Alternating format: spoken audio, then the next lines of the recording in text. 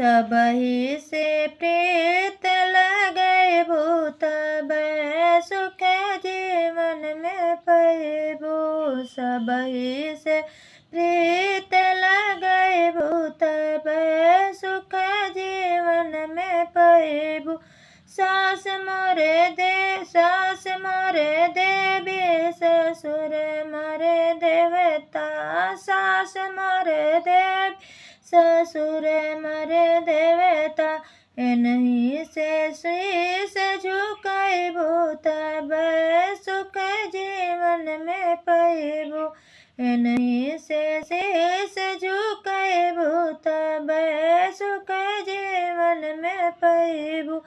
सबहि से प्रीत लगैबू तबै सुख जीवन में पैबू।